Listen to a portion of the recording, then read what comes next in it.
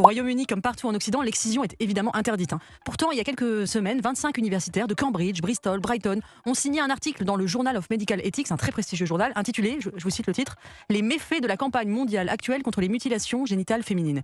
Selon eux, le discours anti-excision occulte la diversité des pratiques et des expériences. Il dénonce un vocabulaire racialisé et ethnocentrique et appelle à des politiques plus équilibrées, évitant la stigmatisation associée au terme mutilation. Bref, interdire l'excision serait raciste et c'est une revue scientifique qui le dit. Les signataires de cet article ne sont pas médecins, ils sont pour la plupart anthropologues ou spécialistes du genre. Parmi eux, Fombay Amadou, une anthropologue qui a étudié dans les meilleures universités britanniques et américaines. Elle affirme que les politiques d'éradication menées par l'ONU et les ONG occidentales relèvent d'un impérialisme moral occidental. Elle voudrait remplacer le mot mutilation par celui de coupe génitale, jugé plus neutre. Pour justifier leur position, les auteurs comparent l'excision, donc je rappelle ce que c'est, l'ablation du clitoris imposée à des fillettes, à la labiaplastie esthétique pratiquée en Occident par certaines femmes. Une opération choisie d'un côté, une mutilation imposée de l'autre, chercher l'erreur. Rappelons que la pratique barbare de l'excision est pratiquée sur plus de 80% des filles en Somalie, en Égypte, au Mali, au Soudan, en Érythrée. 200 millions de femmes et de fillettes en ont été victimes dans le monde. Une pratique totalement étrangère à l'histoire de l'Occident. C'est d'ailleurs pour cette raison qu'un grand nombre de migrants veulent venir chez nous, parce qu'il y règne une liberté et une égalité pour les femmes sans pareil.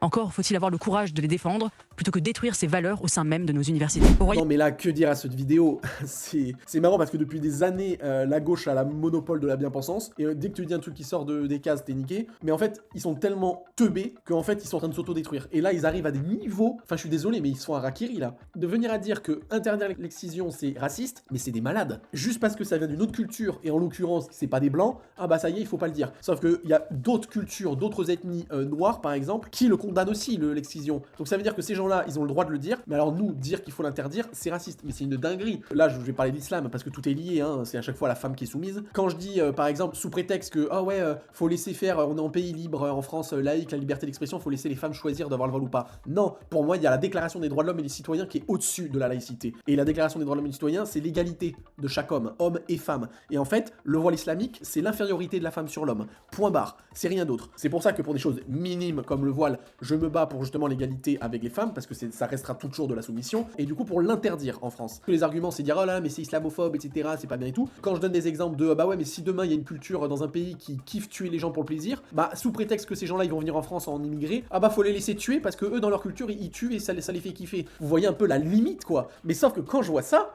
je me dis mais en fait il y a plus de limite. Parce que l'excision des femmes c'est juste en dessous de tuer des gens en fait, en termes d'absurdité. Donc ça veut dire que voilà, maintenant on en arrive où des intellectuels, je dis intellectuels mais c'est juste des universitaires de merde, qui viennent à théoriser le fait que il ne faut pas dire excision des femmes, juste ablation, blablabla, interdire ça, c'est raciste. Vraiment, c'est une dinguerie, quoi. Je suis désolé, mais si un endroit du monde, quelqu'un fait quelque chose de barbare, ou en tout cas d'opposé à la culture européenne occidentale, on a le droit, en tant qu'Occident, de la rejeter. Je veux dire, si demain au Japon, il y a des trucs qu'ils aiment pas que les Occidentaux font, je comprendrais que ce pays ne veut pas telle pratique occidentale. Parce qu'ils font ce qu'ils veulent. C'est le principe de la souveraineté des pays. Donc si en Afrique, dans certains coins, ils pratiquent l'excision, si après l'aide, parce que c'est forcé, c'est pas voulu, mais admettons que quand on vient, tout le monde dit ah bah non, on kiffe ça, même les femmes, elles disent ah mais on kiffe ça et tout ça, c'est super. Bon bah là ok, on n'aurait pas le droit de venir pour imposer notre point de vue. Mais je suis désolé, c'est des pratiques barbares, et en tout cas, même si dans le cas extrême où les pays feraient ce qu'ils veulent, ils n'ont pas à venir chez nous et à vouloir l'imposer, et en tout cas, nous, on a le droit de dire que ces pratiques sont barbares, sauvages. C'est un fait en fait. À un moment donné, on va vraiment être dans un cas de figure où des gens massacrent des gens, les découpent en 1000 morceaux et tout, et nous, ah bah ils sont pas de la même couleur que nous, donc il faut juste dire que c'est culturel. Mais vraiment, on arrive à un niveau de débilité en Occident, c'est grave. Donc, oui, il faut interdire l'excision, c'est une pratique barbare faite par des sauvages, à peine plus évolués que des animaux. Non, je me reprends, excusez-moi, moins évolués que des animaux, parce que dans le règne animal, c'est très rare ceux qui font de la souffrance pour le plaisir. Et on a juste le droit, en tant que pays des droits de l'homme, de dire que ces pratiques sont infâmes, faites par des gens infâmes.